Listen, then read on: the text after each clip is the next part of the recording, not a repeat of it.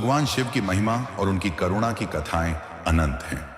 माता पार्वती के साथ उनके विवाह के बाद की एक बहुत ही सुंदर और प्रेरक कहानी है, जो हमें सिखाती है कि सच्ची भक्ति और अहंकार का त्याग क्या होता है।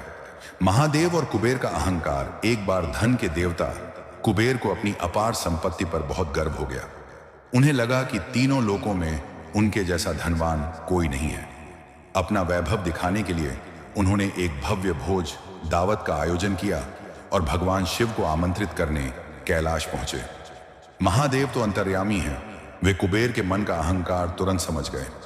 मुस्कुराते हुए उन्होंने कहा, कुबेर, मैं तो कहीं आता जाता नहीं हूं, लेकिन मेरी जगह तुम मेरे पुत्र गणेश को ले जा सकते हो। कुबेर खुशी खुशी मान गए।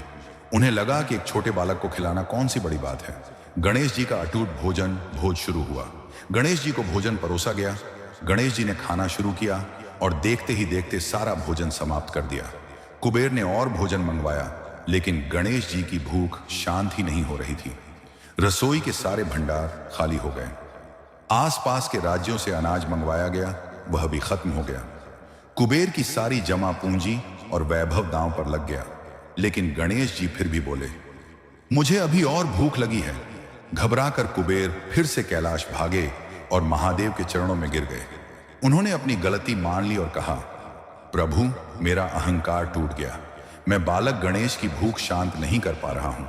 महादेव की सीख। महादेव ने मंद मंद मुस्कुराते हुए कुबेर को एक मुट्ठी भुना हुआ अनाज लाजा दिया और कहा, इसे ले जाओ और गणेश को प्रेम भाव से खिलाओ।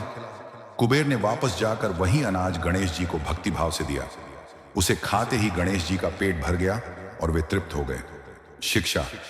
महादेव हमें सिखाते हैं कि भगवान को 56 भोग या सोने चांदी की भूख नहीं होती। वे केवल सच्ची श्रद्धा और प्रेम के भूखे हैं। जहां अहंकार होता है, वहां ईश्वर नहीं होते।